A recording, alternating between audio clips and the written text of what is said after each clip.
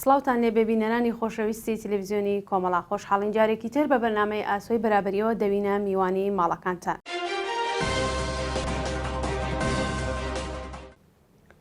لە ماوەی حوتوی ڕابردوودا هاوکات لەگەڵ بڵاوبوونەوەی هەواڵی سووتاندنی جەستەی فایزە مەلەکی،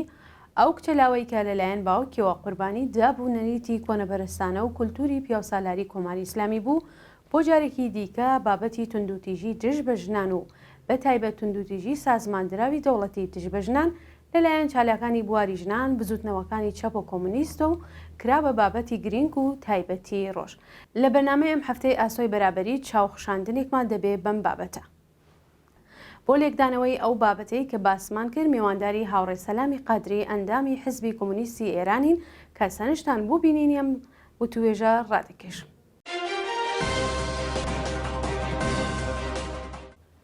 هاوڕێ سەلام، سپاس بۆ بەشداری لە بەرنامەی ئاسۆی بەرابەری ئەم هەفتەیەمان. سڵاو هاوڕێ گوڵنازی خۆشەویست، سپاس بۆ ئێوە بۆم مەجالێکە لە اختیاری منتانەدەن. بەڵێ هاوڕێ سەلام، بەڕای ئێوە بۆچی کوشتنی ژنان بە بیانووی ناموس و بە شێوەی نامرۆڤانە لە دەسەڵاتی کۆماری ئیسلامیدا بەردەوام ڕوو لە زیاد بوونە؟ لە ڕاستیە من پێم وانە دەسەڵاتی کۆنەپەرستی کۆماری ئیسلامی زۆر کاریگەرە، زۆر دەورێکی مخەڕب و کارەساتباری هەیە، بەڵام دیاردەکە دیاردەیەکی کۆمەڵایەتی قوڵتر تەنیا لە دەسەڵاتە، بە دڵنیاییەوە دەسەڵاتێکی سەردەمیانە ئەگەر ئینسان زۆریش ئەولاتر نەچێ و نەڵێ دەسەڵاتێکی زۆر پێشکەوتن خوازی سۆسیالیستی کۆمونیست، لانیکەم دەسەڵاتێکی سەردەمیانە بەو معنایی وەکو زۆرێ لە حکوومەتەکان کە لانیکەم لە ئوروپا و لە وڵاتانی ڕۆژئاوایی یاساگەلێک و ڕێوڕسمگەلێک بەڕێوە دەبن کە ژنان بتوانن لە مافی ژیانێکی ئازادانە و لە مافی ژیانێکە هەست بە بەختەوەری بکەنتە بەرخوردار بن. دیاردەی قەتلی ناموسی و کوشتنی ژنان بۆچی کەسێک ڕێگە بە خۆی دەدا، بۆچی کۆمەلگا پێی ئاساییە، بۆچی تەحمل دەکرێت، دەگەڕێتەوە بۆ مێژوویەکی دوور و درێژ لە ڕوانینی کۆنەپەرستانە و تاوان ئەنگارانە بۆ ژن. یعنی ئێمە ئەگەر سیر بکەین لە مەسئلەی ئادەم و حەواوە وەکو ئەفسانەیەکی دین کە لای خەڵکانی ئیدئالیست و دینی پێیان وایە کە دنیا لە ئادەم و حەوا و لە چیرۆکی ئەوە ئادەم و حەوا پێکردووە، تۆگەل لەوێەوە سیر بکەی ژن تاوانبارەکەیە، ژن ئەو مەوجودە تاوانبارەیە کە هەل لەوێەوە ڕوانینێک کە دواتر تا دێت بە شێوەی نووسا و نەنووسا، چ لە کتێبە ئاسمانیەکانە و چ لە فەرهەنگ و کولتورێکە کە هەل لەوێەوە هاتووە، تا دێت ئەم ڕوانینە تاوان ئەنگارانە تاوانبار ئەنگارانە بۆ ژن هەروە درێژەی کێشاوە. لەبەر ئەوەی شەکە کوشتنی ژن یەکێک لەو شتانەی کە پشتیوانەتی من دواتر ئەچینە سەری پێم وابێ لە باسەکە، پێم وایە کۆچکەیەک کە بارودۆخی کارەساتباری ئمڕۆی ژنان لە ئێران و لە زۆر ناوچەی هاوچەشنی ئێران دروستەکە، ئەو سێ کۆچکەیە دەسەڵاتی سیاسیە، فەرهەنگی کۆمەڵایەتیە و هەروەها بارودۆخی کۆمەڵایەتی، فەرهەنگ و کولتور و بارودۆخی کۆمەڵایەتی. فەرهەنگ و کولتور وەکو بەشێکی پشتیوان، وەکو بەشێک کە باوەڕهای نووسا و نەنووساوی کۆنەپەرستانە تێیدا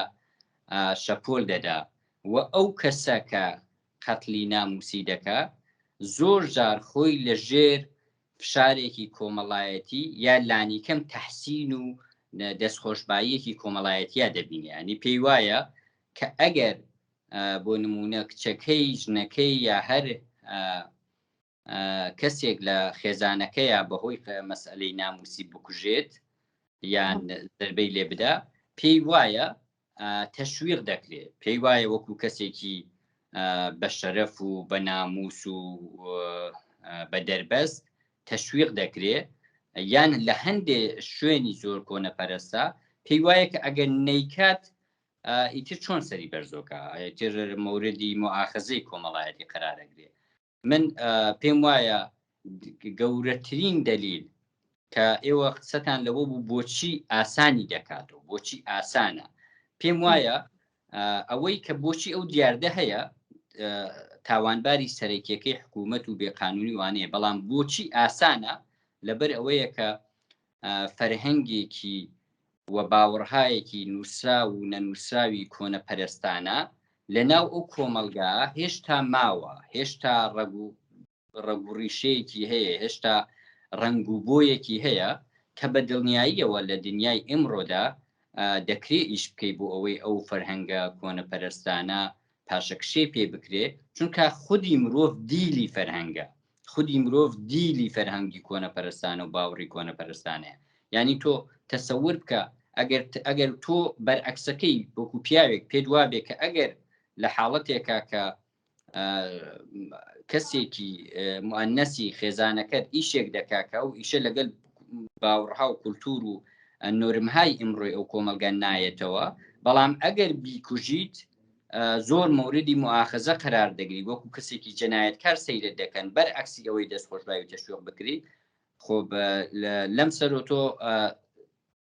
فشارێکی کۆمەڵایەتی ئینسانی پێشکەوتن خوازانە ئەحساسەکەی کە ڕێگەت پێنادا ڕێگە نادەی بە خۆتە و کارە بکەیت بەڵام وەختێ و فشارە کۆمەڵایەتی بە عەکسەوە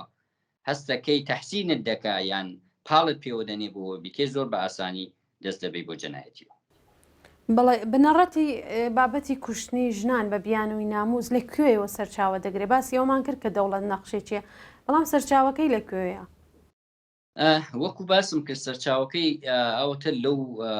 فەرهەنگ و باوەڕانەی کە یەکێک لە سەرچاوەکانی بە دڵنیاییەوە دینە لە کتێبە دینیەکان کە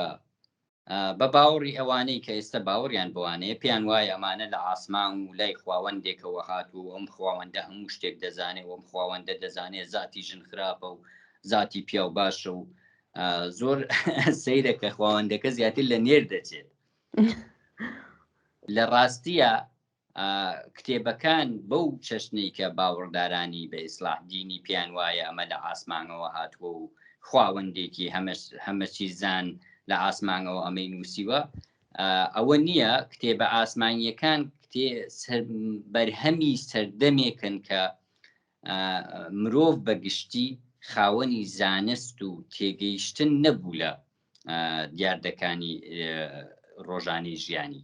لەبەر ئەوە لە ڕوانگەی بەرژەوەندی و لە ڕوانگەی عەقلی ناقص و بەرحاڵ لە ڕوانگەی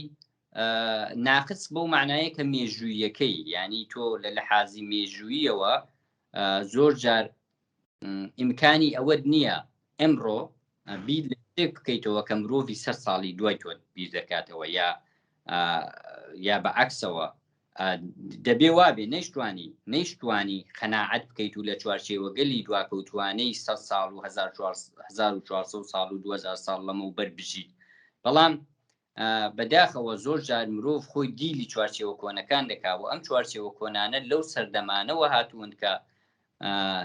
ئینسانەکان بە زانست جوابی زانستیان نەبووە هەتا جوابی کێشە کۆمەڵایەتیەکان و پرسیارەکانی ڕۆژانیانی پێ بدەنەوە بەڵکو لە ڕێگەی بەرژەوەندی و غەرایزی بەتایبێت کە ئەو سەردەمانە پیا و زیاتر دەوری بووە لەوەی کە یاسا بنووسێتەوە کولتور دیاری بکە باش و خراپ دیاری بکە هەنجارەکان دیاری بکە لەو سەردەمانە بینی کتێبە ئاسمانیەکان کە بە زۆری بە نەفعی پیاوان نووساون بە زۆری ژنان تیایاندا سەرکۆنە کراون بە زۆری ژنان وەکو مۆجوداتی سەرچاوەی تاوان سیر کراون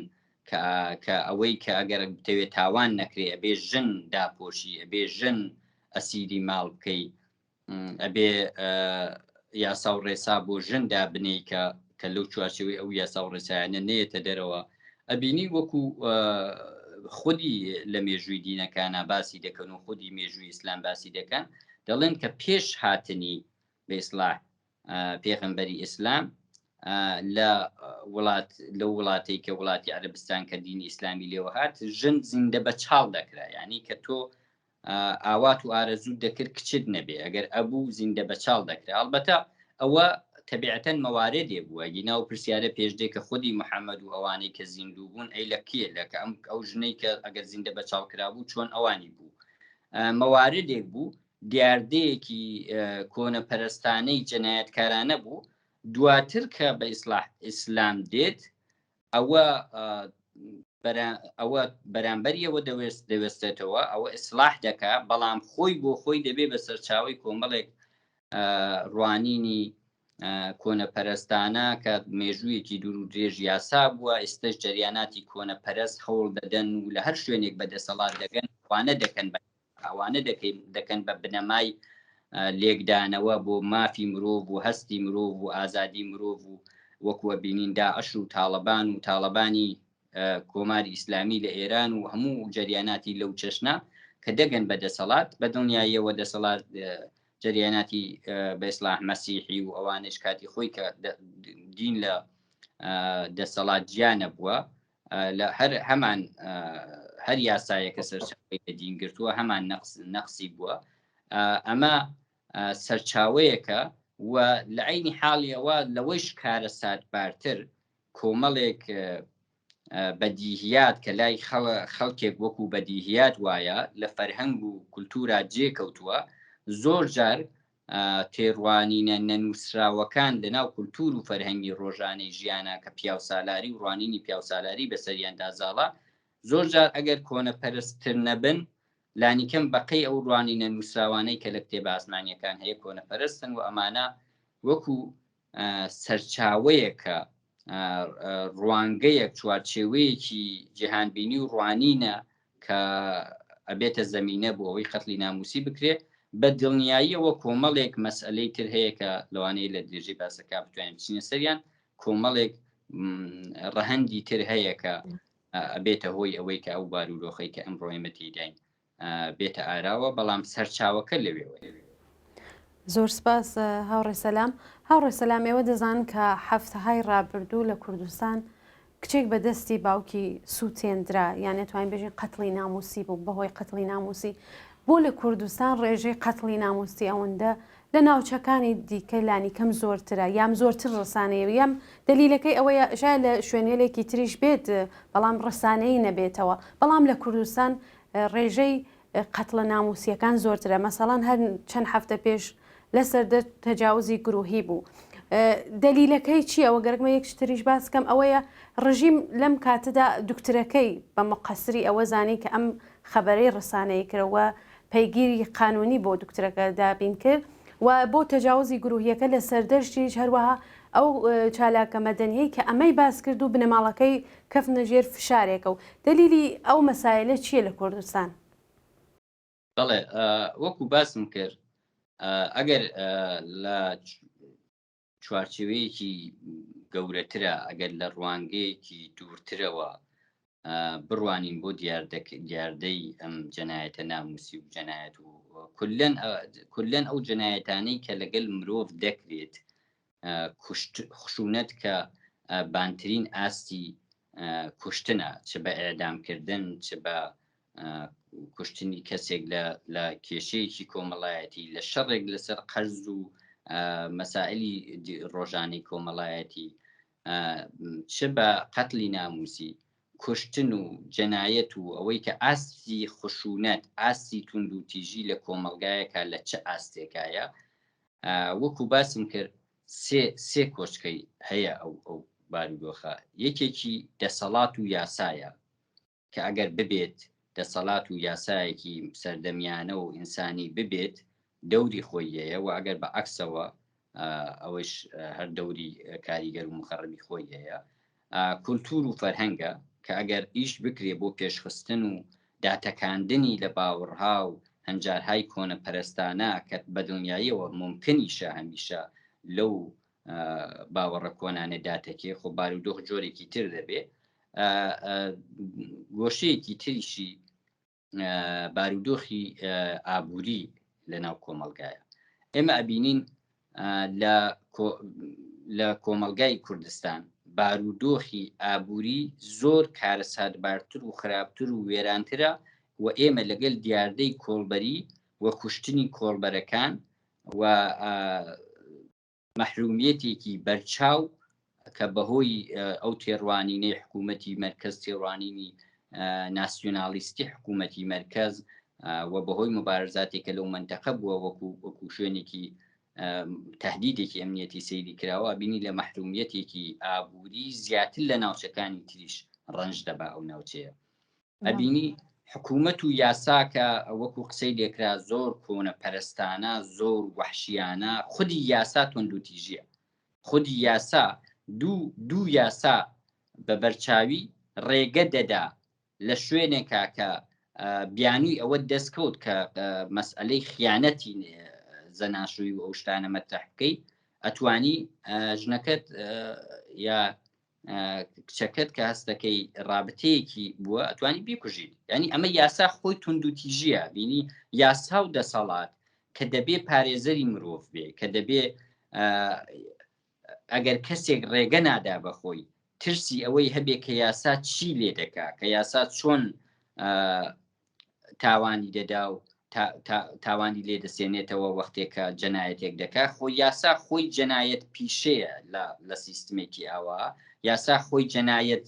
دروست زەمینەی جەنایەت دروستەکە و خۆی جەنایەت تەوجیه دەکا. ئەبینی کولتور و فەرهەنگیش لە کۆمەلگای کوردستانە من پێم وایە من لە سەرەتاوە ئەو بڵێم لەگەل ئەو قەناعەتە نیم کە لە کۆمەلگای کوردستانە قەرقی ناموسی زۆرترە بەڵام پێم وایە حساسیت لە کۆمەلگای کوردستانە زیاترە و بارودۆخی کۆمەڵایەتیش لە کوردستاندا پارادۆکسیکاڵە زۆر متەناقزە تۆ لە لایەک هێزهای پێشڕەوت هەیە و ئینسان بە ڕێژەیەکی زۆر ئینسانهای پێشڕە و فعالت هەیە کە لە بواری جۆرە و جۆرە لە سەردەمیانەترین بزوتنەوەکانە هەڵسوڕاون هەڵسوڕاوانی کرێکاری تێ یا سوڕاوانی ژنان تێ یا سوڕاوانی ژینگە تێ یا سوڕاوانی مافی منداڵانە تێ یا سوڕاوانی چەپ و کۆمونیست بە بەرچاوی لەو ناوچەیە فعالیت دەکەن. خۆ ئەمە لەلایەک ئاستی حساسیەتی بە ئاوا جەنایەتێک زۆر کردووە بۆیە کە ئەو جەنایەتە دەقۆمێ لە حەجمی کەم یا زۆر واکۆنشی پێنیشان دەدرێ ڕەسانایی دەکرێ ئاسایی نییە. ئەبینی لەلایەکی تریش و خۆب تەبیعیە ئەگەر لە شوێنێکە بارودۆخی ئابووری خراپتر بێ ئینسان وێرانتر و تێکشکاوترە. ئینسان ئەگەریش بزانێ خەریکە ئیشێکی غەڵەت دەکا بە قەولی کوردیەکەی دەڵێ ئەقڵ هەمیشە میوانت نییە. ئەبینی لە حاڵەتێکیشدا تۆ دەرگیری وێرانی بەدەست مشکلات و گرفتاریهایەکی ئابووری ڕۆژانە لە ژیان تا ئەبینی لەو حاڵەتەیشدا شتێک لە خانەوادەکەتدا ڕوودەدا کە ئەم شتە زۆر ئەقلێکی سالم و ئەقلێکی هێمنی دەوێ بۆ ئەوی لێ تێبگات و بە دروستی لەگەلی هەڵسو کۆت بکە. ئەبینی من پێم وایە دوو مەسئلەی زۆر متەناقز لە کوردستان جیای دەکاتەوە ئەویشەوەیە یەک حساسیت لە کوردستان زۆرترە دەنگی دەردێت بەلای خەڵکەوە ئاسایی نییە بەلای جەماوەری خەڵکەوە ئاسایی نییە لەلایەکی تیش ئەو کەسەی کە تووشی تاوانەکە دەبێت لە ژێر فشاری بارودۆخێکی ئابووری کارەساتبارایە کە خودی کەسەکە زۆر جار تێکشکاوە لەو وەسع خودی کەسەکە زۆر مسلەت بەسەر عەقلی سەلیمی خۆی دانیە. خۆب لەلایەکی تیش کۆماری ئیسلامی خۆی سیستمێکی بەرپرسی خاوەن بەرپرسیارەتی نییە کە بەڕێوەبردننی کۆمەلگایەک یەک دنیا بەرپرسیارەتی دەخاتە سەرشانت یەک دنیا یاسا و ڕێسای لێت دەوێ یەک دنیا دیاردە و پەدیدەی کۆمەڵایەتی دێتە بەرەوە کە تۆ دەبێ بیری بۆ بکەیتەوە ڕێکخراوی بۆ ڕێبخەی خانەهای ئەمن بۆ ژنانی دروست بکەیت کە مەوردی تهدید قەرار دەگرن سازمان و ڕێکخرا و ئەنستیتوی جۆرا و جۆر ڕێک بخەی کرد و بەڵام دەرەوە بێ NGOکان ئەکار ئاسانیان بۆ بکەیت کە ئەبینین ئەو کۆشکەی مەسئلەکەیش کە کۆماری ئیسلامی بێ لە کوردستان دەرترە لە کوردستان کۆماری ئیسلامی پێی خۆشە خەڵکی کوردستان دواکەوتوو وەحشی نیشان بدات بە شێوەی جۆرا و جۆری شەفاهی و ڕەسانەی و بە هەموو شێوازی هەمیشە تەحریفی کردوە ماهیەتی و کۆمەلگا و خودی کۆماری ئیسلامی خۆی بۆ خۆی یەکێک لە ئیشەکانی ئەوەیە ئامارەکان دەشارێتەوە چون وەکو حکوومەتێکی مەذهبی مدعی ئەخلاق مدعی ئەخلاقیات و ئەو نۆرمە کۆنە پەرستانانەی کە بۆ خۆیان بە ڕەنگ و ڕوویەکی ئەخلاقیەوە زۆر ئیدعای دەکەن ناتوانێت تێبگا وە بۆ خۆی خاوەنی ناموسێکی حکوومەتیە ینی پێی وایە کە ئەگەر لەو وڵاتە مەسئلەن هەم جنسگەرا ببێ ئەوە چووە ئەگەر لەو وڵاتە مەسئلەن ژنان پەیوەندیەکی ئازادتر بگرن ئەو خاوەن حیثیەتێکە لە دنیا نوێنەرایەتی حیثیەتێک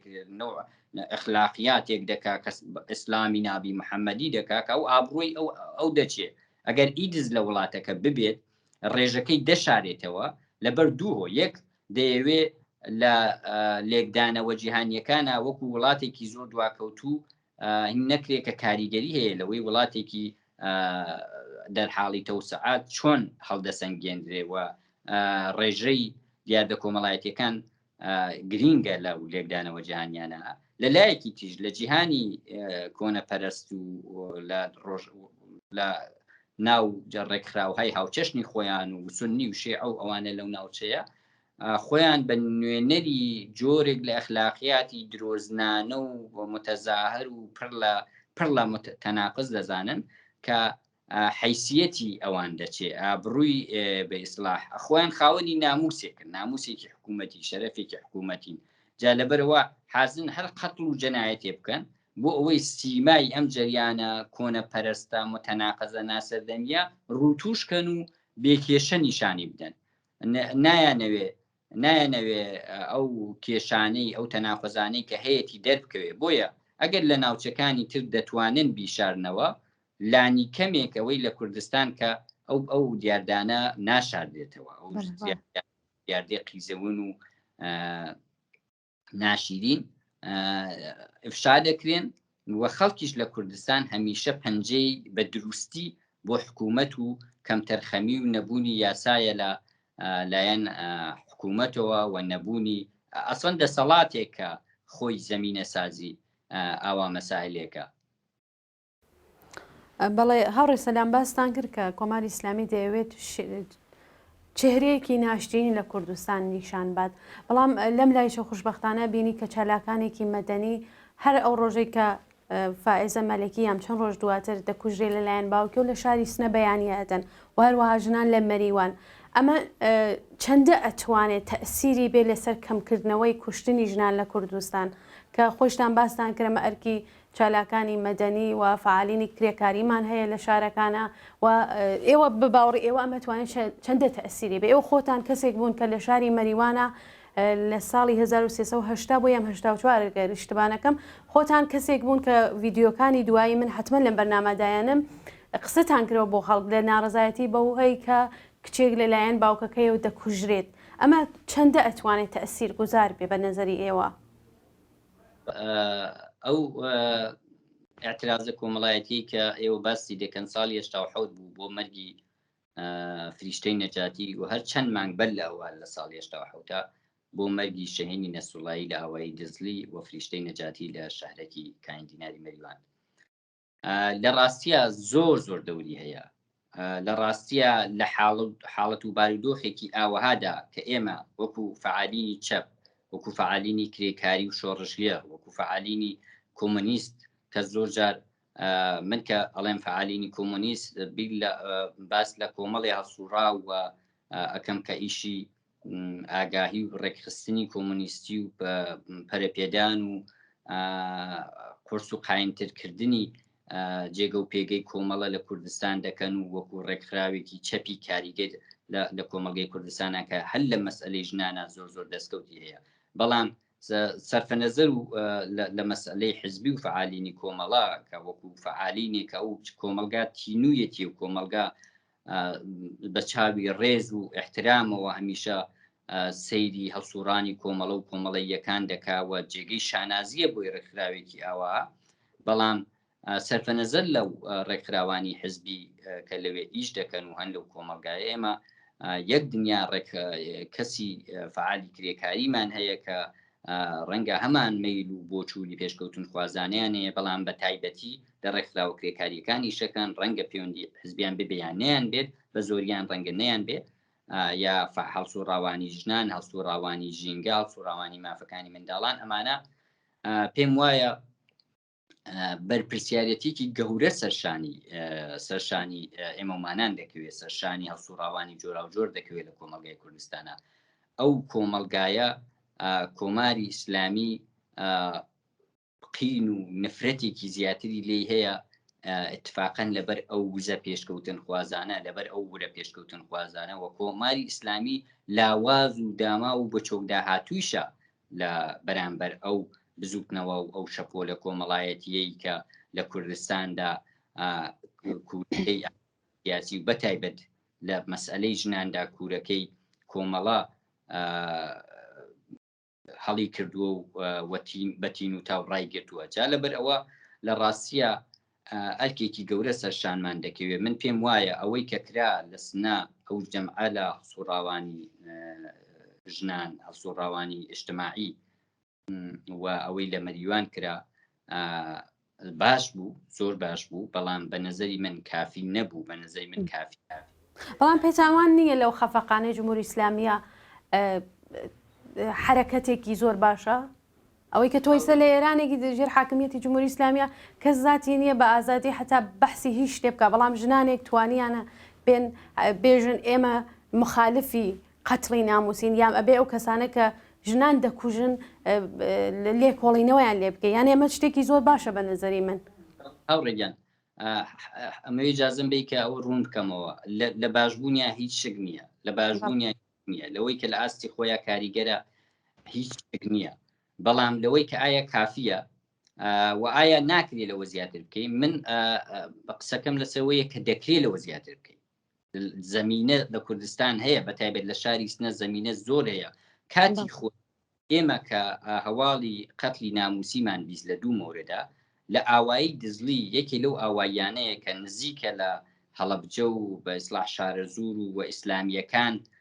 جندول ئیسلام و ئەوانە لەوێ و هاتوچویان دەکردو و لە خودی ئەو ناوچەیەش لە خودی ئەو منتەقە خەڵکێکی زۆر کۆنە پەرستی لەو چەشنە هەبوو لەلایەکی تر دەم و دەستگای بەسیج و ئەوانە لەو ناوچە بە کۆمەڵی هۆکارەوە زیاتر ئیشیان کردبوو ئەوانە وەختێک کە ئێمە ئەمانویست بۆ ئاعتراز بە قەتلی شێنی نەسایی تەسمیممانەگرت و بچین و ئەوە بکەین زۆر جار دەیانوت هەر ئیسلامیەکان دێن چاخۆ دەکەن بە سکتانە یعنی تۆ فکر کە مقایسەی ئاوایی دزلی بکە لەگەڵ شاری سنە کە ناوەندی پێشکەوتن خوازیە یان مەسەلەن لە شەهرێکی کانی دینار هەمان ئەیانوت هەر کە سوکاری ئەو کەسە دێن چاقۆکەن بە سکتانە ئەوانە بەڵام لەو دوو مەوردا ئێمە بۆ ئەووەڵین جار لە ئاوایی دزلی بەو بارودۆخەوە کە چوین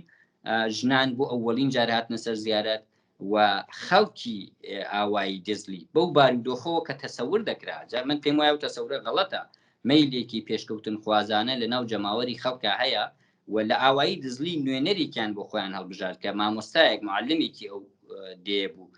کە ئێمە چوون و قسەمان کرد و سەرکۆنەمان کرد و وتمان کە هۆکارەکانی چییە بۆچی غەڵەتە ئەوانە وە خەڵک دفاعیان کرد وتیان کاکە ئەمە دیاردەیەک نییە دیاردەیەکی هەمە ڕۆژە بێوانە خب لەو مواردێکە اتفاقەکەوێ لەو مواردەی شامەوردی پەسەندی ئێمە نییە و ماڵاواییان لێکردین تەشەکوریان لێکردین بۆ بەهەستبوونمان و دڵنیایان کردین کە حەزیان لەوەیە کە چالاکی ئالەونەوە بکرێەوە حەزیان لەوەیە کە پەیوەندی ببێ بۆ ئاو بۆ درێژە پێدان بەو چالاکیانە و اتفاقا هەر لەو جۆرە ڕووداوە ئێمە کۆمەڵێک دۆست و هەڵسوڕاومان لەو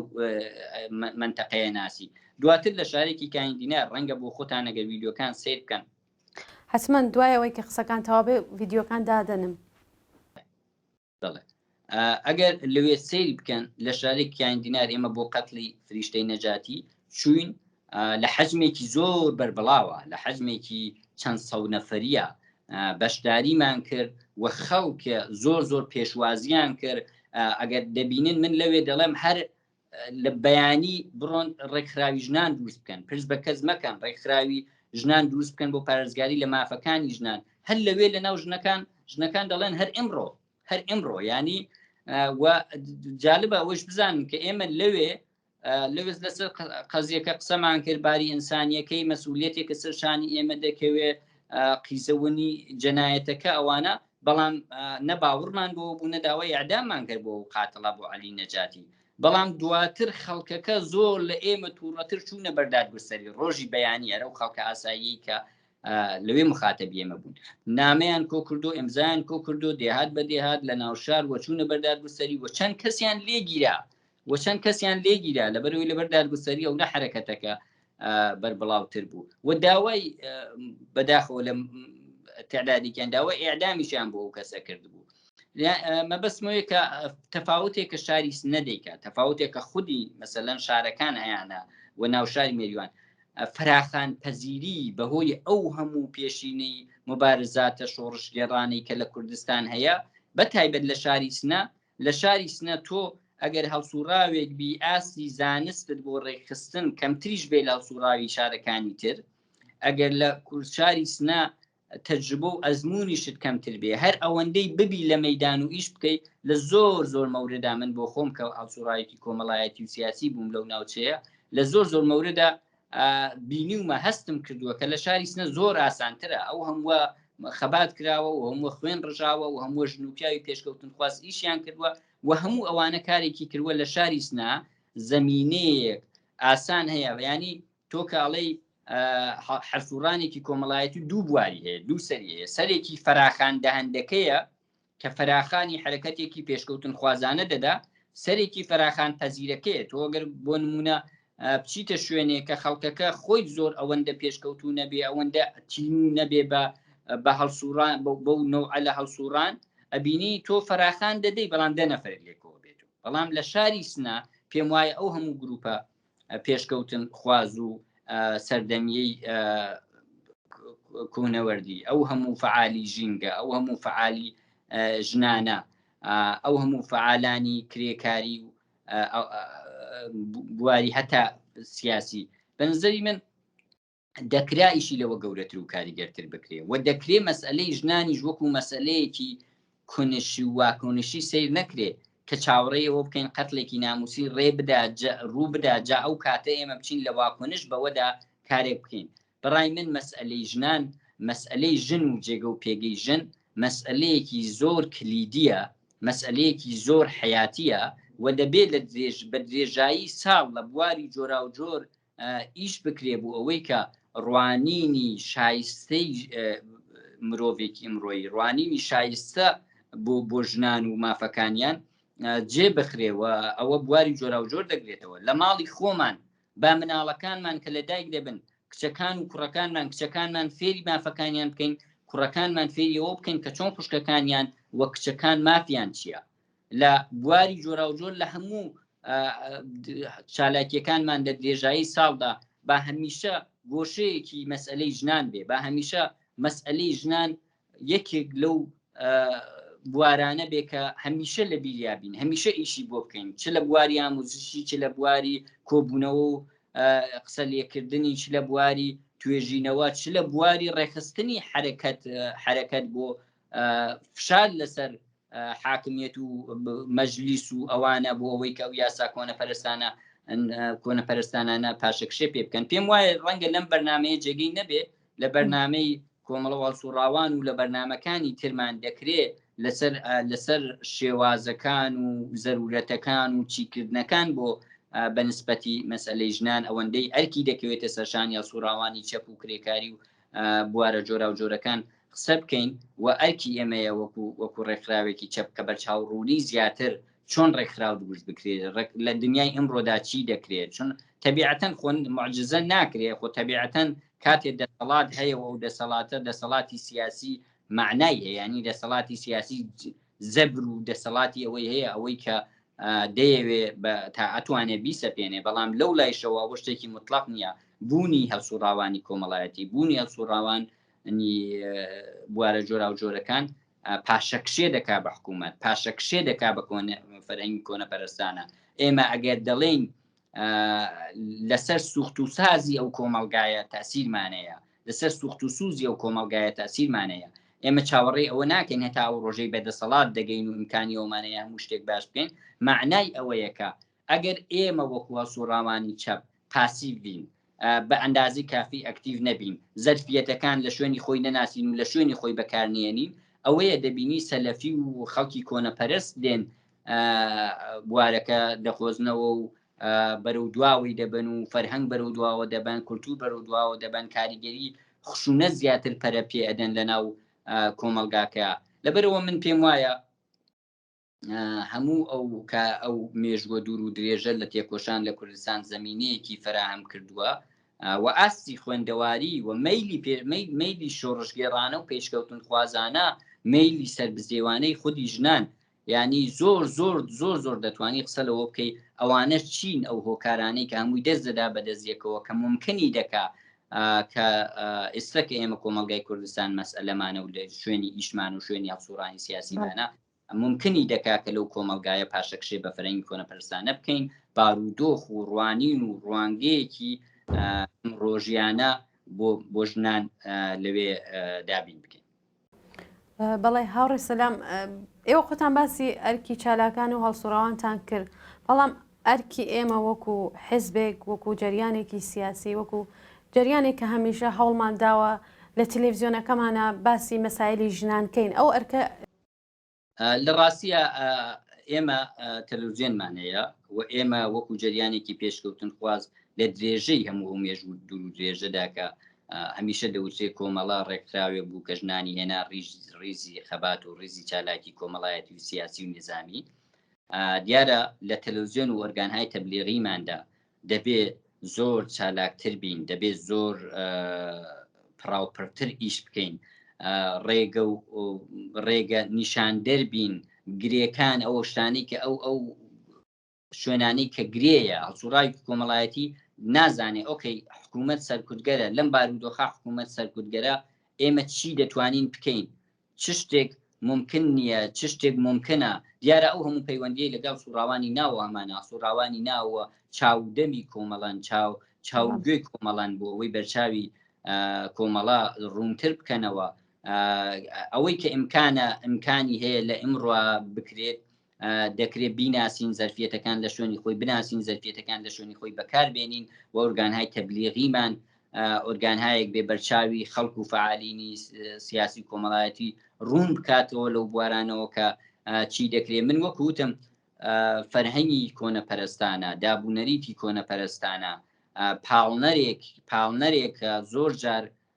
کەسەکە وا لێ دەکا پێی وایە ئیشێکی باش دەکا من حەزەکەم هەرە ئەزمونەی خۆم لەگەڵ مەسئلەی ئێمە کە دواتر کەوتی نەزیندان ئێمە کە خەباتمان کردبوو لەسەر ئەو مەسئلە دەرکەوت بووین و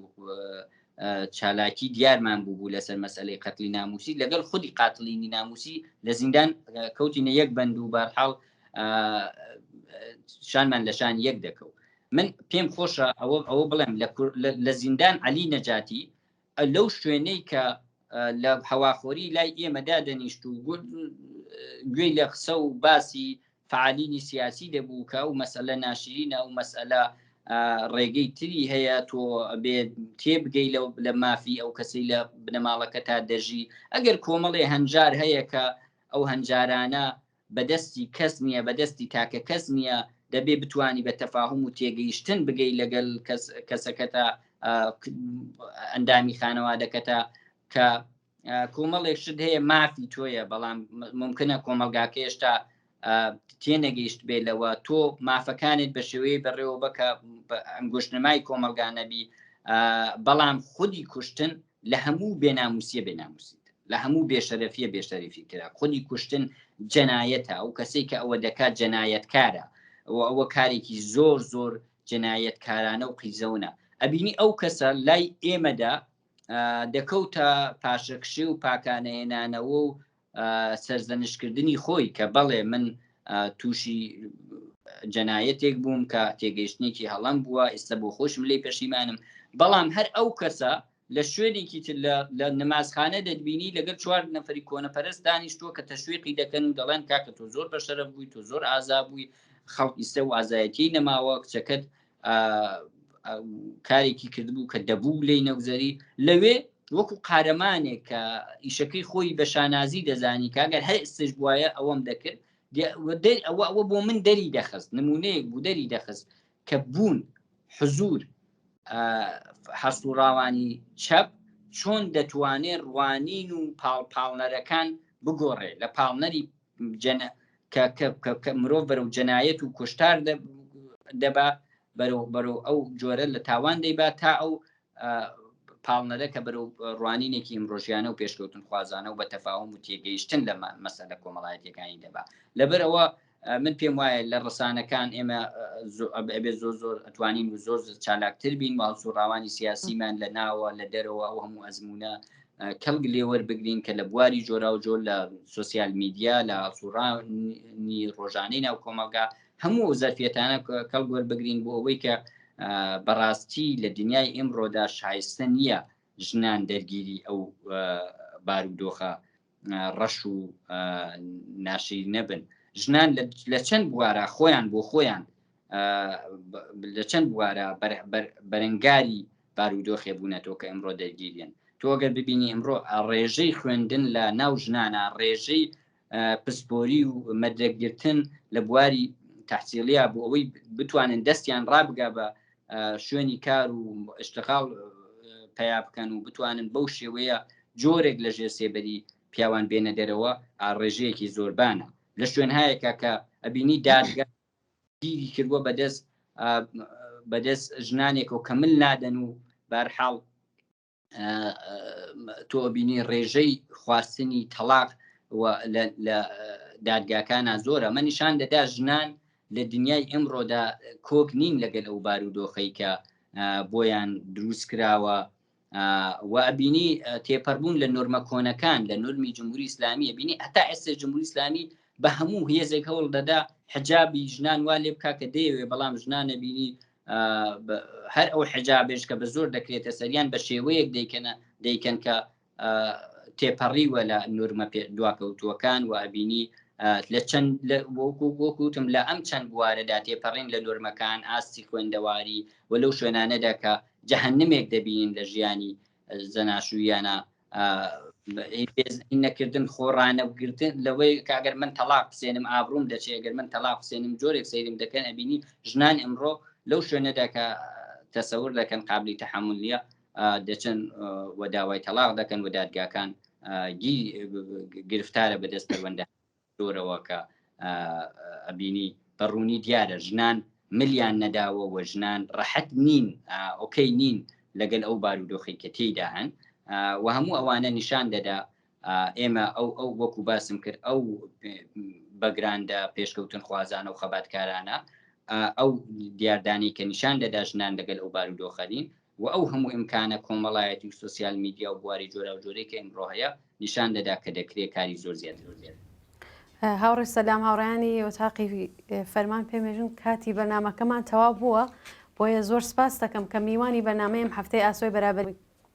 سپاس بۆ ئێوە شاوڕێگیان، هیوادارم کە سەرکەوتوو بوون لە ئیشەکان. زۆر سپاسی هاوڕێ سەلامی قادریەکەم کە میوانی بەرنامەی ئەم هەفتەی ئاسۆی بەرابەری بوو. هەموو ئێمە بە شوێن ڕێگەیەکە ئەگەڕێنکەم جۆرە جەنایەتانە دووپات نەبێتەوە، بەڵام ڕێگەیەوە چۆنە؟ هەر تەنیا کاتێ جەنایەتێکە گرێ بچین تاسە زیارەت و بگەڕێنەوە بە دڵنیاییەوە نا. ژنان ئەبێت تەشەکولی خۆیان ڕێ بکەن، ژنان ئەتوانین ئەنجومەنی دفاع لە حقوقی ژنان ڕێ بکەن، داوای مافەکانی خۆیان بکەن و لەسەر مافەکانی خۆیان دەستپێژایی ساڵ کار بکەن. ئەوە ڕێگەی ڕزگاری، ئەوە ڕێگەی پێشگیری لە جەنایەتانەیە. دەکرێت ژنان لە ئەمڕۆ ژنان وە پیاوان لە تەشەکولی زدی خشونەت عەلەیهی ژن جەم بکەنەوە. ئەمڕۆ ڕۆژیەوەیە و هەفتیەوەیە و لە هەموو شوێنێکی دنیا و تەشەکولانە بەڕەسمی ناسراوە. ئێمە مەسئوولین لە هەر شوێنێکە ئەژین، لە هەر گەڕەکێک لە هەر مەحەلەیەکە ئەژین، مەسئوولین ئەم جەنایەتانە کە ئەقۆمێ پێشەوەی قۆمێ بەشداری کە پێشی پێ بگرین و پێشەوە بخۆمێ دەخاڵەت بکەین و نەیەڵین ئەم جۆرە شتانە بخۆمێ. دەتوانین ئەم شانە هەر وەکو مانگی سێکە دوای قەتڵەکە ئاگادار بووین لێ پێش قەتڵەکە لێ ئاگادار بووین خۆزگا ئێمە چەند ڕۆژ پێش ئەو قەتڵە ئاگادار بووینایە و هەر ئەم پیادە بەهاتینایە و ئەو قوربانیەمان لەگەڵ خۆمان ببردایە و ئەعلامان بکردایە ئەعلامان بکردایە کە ئەوە خوشتی هەمومانە کە ئەوە چاوی هەمومانە کە ئەوە ئینسانە و ئێمە هەمومان ئینسانی بە هەر جوان و ڕەنگ و پێچێکۆ ئەوە خوشتی ئێمەیە و ئێمە ساحەبی و جەنازەینا ئەمڕۆ ئەگەر کەسێک قەرارە سەرخۆشی بکە ئەبێ سەرخۆشی لەم خەڵکەدا ئەقیدە بکە لەم خەڵکە کە هێشتا ئینسانیەتیان لەبیرە کە هێشتا ئینسانن و لە بەرامبەر جەنایەتێکی ئەوە سکوت ناکەن ئەمڕۆ ئێمە نەهاتوین سەرخۆشی بکەین لەو کابرایە کە بەکار دێکەوە وەکو قەسابی کشەکەی خۆی سەر بڕیوە بە دڵنیاییەوە سەرخۆشی ئەگەر قەرارێ لە کەسێ بکرێ ئەبێ لەو خەڵکەی بکرێ کە هێشتا ئینسانیەتیان لەبیر ماوە و ئێمە هەر تەنیا بەوە ڕازی نابین ئەمڕۆکە ئەو جەنایەتە بۆ شێوەی کە کراوە ئەحساساتی هەمومانی جەریحەدار کردووە ئێمە ئیتر ئەو ئینسانە نین کە پێشەم جەنایەتە بووین هەر کامێک لە ئێمە ئەگەر مراجعە بکەین بە ڕەوان پزیشکێک هەر کامێک لە ئێمە بە دەرەجەی ئەفسوردەین بە دەرەجەیەک سڵامەتی ڕەوانیمان جەریحەدار بووە مەگەر ئەکرێ ئینسان بیت و ئینسانێک لە پاڵتا قەسابی بکرێت مەگەر ئەکرێ ئینسان بمێنیت و ئینسانێک لە پاڵتا قەسابی بکرێت ئەگەر ناکرێ بێ چی بکەین من داواکەم فەراخانەدەم و ممکنە و هەقی خۆمانە کە هەر لە بەیانیۆ ژنان و پیاوانی ئازادی خواست دژی پیاو سالاری دژی زۆر و سەم بە ژن هەر لە بەیانیۆ ئەتوانێت تەشەکولهای ژنان دروست بکرێت لەبەرەوەی کە ئەم جۆرە جەنایەتانە تکرار نەبێت هەر لە بەیانیەوە هەر لە ئێمڕۆوە کە زۆرێک لەو خانمانە ئیشارەکەن هەر لە ئێمڕۆوە ئەتوانێت تەشەکولی ژن دروست بکرێت تەشەکولی دفاع لە حقوقی ژن دروست بکرێت خواستی ژن خواستێک نییە کە لە زۆر شوێنی ئەم دنیای متەمەدنە بە کورسینە نیشتێنرابێ و خواستی ژن خواستێک نییە جگە لەوەی کە ئەوێت ئازاد بژی جگە لەوەی کە ئەوێت بۆ هەر خەتایەکی بچکۆلا کە ئەگەر کە ممکنە خەتایش نەبێ نەکوژێت ئەگەر قەرارە